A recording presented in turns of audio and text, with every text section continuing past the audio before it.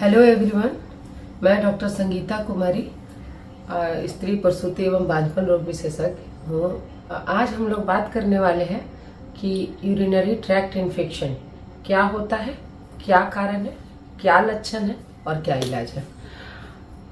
Urinary tract infection यानी कि जो एक्सक्रीटरी सिस्टम है उसके अंदर जो इन्फेक्शन है उसको यूरिनरी ट्रैक्ट इन्फेक्शन कहते हैं।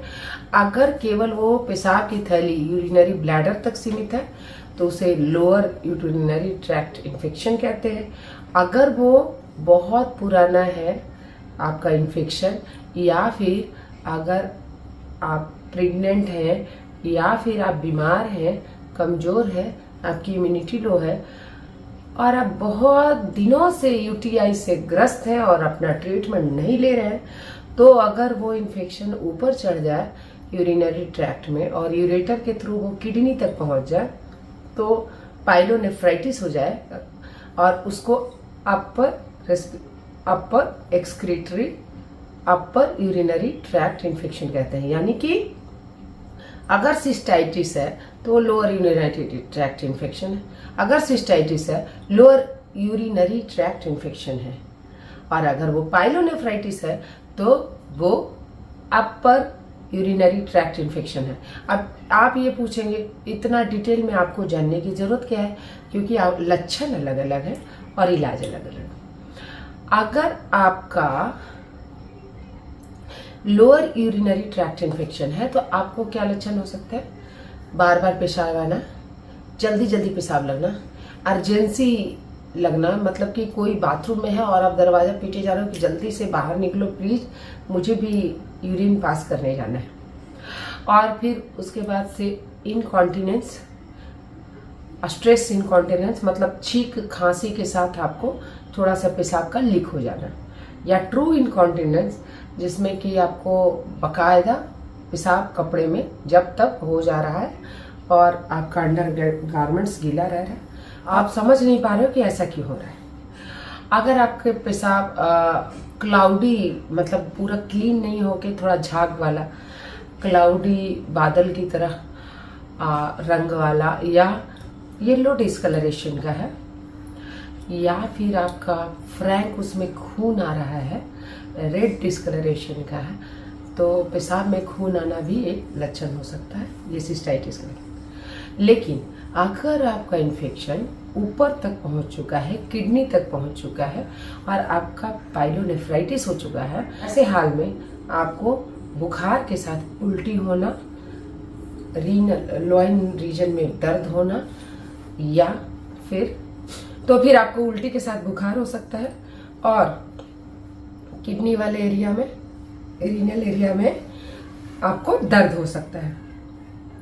तो अगर बुखार उल्टी के साथ हो रहा है और पेशाब में जलन है, कड़क है, बदबू है, तो चांस है कि आपका अपर एक्सक्रीटरी सिस्टम यानी कि पाइलोनेफ्राइटिस, यानी कि ऊपरी तह के किडनी तक आपका इन्फेक्शन पहुंच चुका है। कारण क्या हो सकता है? कारण हो सकता है कि जो बैक्टीरिया है ई कोलाई, मैक्सिमली वही आपको यूरिन में पाया जाता है। कारण क्या हो सकता है? कारण हो सकता है कि अगर आपने हाइजीन अच्छे से मेंटेन नहीं किया है, मतलब कि आप गंदा मग से आप लॉन्ग टर्म जाते हो तो गंदा मग यूज करते हो, या फिर आप प्राइवेट एरिया को साफ नहीं रखते हो, या फिर इंटरकोर्स के दौरान, या फिर किसी भी कारण से, जैसे कि आपको फीकल इनकॉन्टिनेंस हो जा रहा है, यानी कि पेट झड़ रहा है, डायरिया, डिसेंट्री, तो थोड़ा सा इंटेस्टाइन का बैक्टीरिया जो है यानी ई कोलाई, वो आपके ऊपर वाले रास्ते से यूरिनरी ट्रैक्ट में, ब्लैडर में पहुंच जा रहा है।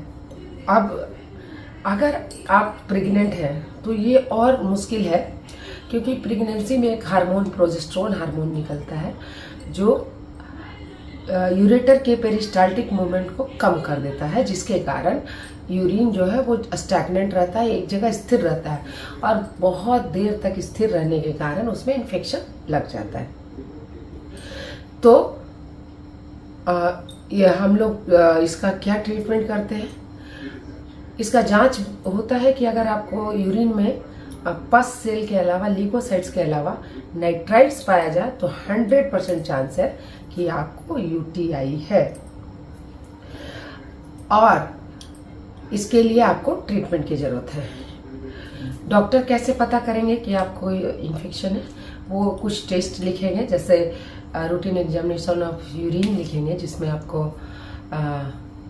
ल्यूकोसाइट्स पता चलेगा, या फिर डिप्स्टिक ऑफ यूरिन से नाइट्राइट्स पता चले जाएगा। अगर आपके रूटीन एग्जामिनेशन ऑफ यूरिन या डिप्स्टिक में नाइट्राइट्स पाए जाते हैं, उसके साथ ल्यूकोसाइट्स और कभी कभी रेड ब्लड सेल्स भी पाए जाते हैं, तो 100% कंफर्म है कि आपको यूटीआई की बीमारी है, और आपको कल्चर सेंसिटिविटी टेस्ट कराना चाहिए। इससे ये पता चलेगा कि आपका ये इन्फेक्शन कौन से बैक्टीरिया से सेंसिटिव है और कौन से इंजेक्शन या गोली से वो रेजिस्टेंट है। अगर आप प्रेग्नेंट हैं, यूँ तो यूटीआई का पहला ट्रीटमेंट ट्राइमेथोप्रीन ही है, लेकिन अगर आप प्रेग्नेंट हैं तो आप पहले तिमाही में इसको ना लें, क्योंकि आप फोलिक एसिड पहली तिमाही में लेते हैं और ये पीरियड ऑफ ऑर्गेनोजेनेसिस है, और इस टाइम आपको कॉन्जेनाइटल मालफॉर्मेशन हो सकता है, क्योंकि ट्राइमेथोप्रीन फोलेट एंटागोनिस्ट है। इसका नाइट्रोफुरेंटाइन बहुत सेंसिटिव है, अगर आप नॉन प्रेग्नेंट हैं तो बहुत सेफ है, लेकिन अगर आप प्रेग्नेंट हैं तो पहले 6 महीने तक आप नाइट्रोफुरेंटाइन ले सकते हैं, लेकिन लास्ट 3 महीने में यानी कि 3rd ट्राइमेस्टर में अगर आप नाइट्रोफुरेंटाइन लेते हो तो आपके बच्चे में हीमोलिसिस का खतरा बढ़ जाता है, यानी गर्भ में जो बच्चा है उसका खून टूट सकता है। डिलीवरी के दौरान, डिलीवरी के बाद भी बच्चे का जो खून है वो टूट सकता है, हीमोलिसिस हो सकती है, और बच्चे को खून की कमी और जॉन्डिस हो सकती है। उम्मीद है आपको ये हमारा वीडियो बहुत पसंद आया होगा। अगर पसंद आया है तो कृपया लाइक करना ना भूलें, और अपने दोस्तों को, अपने रिश्तेदारों को इसे ज़रूर शेयर करें। धन्यवाद।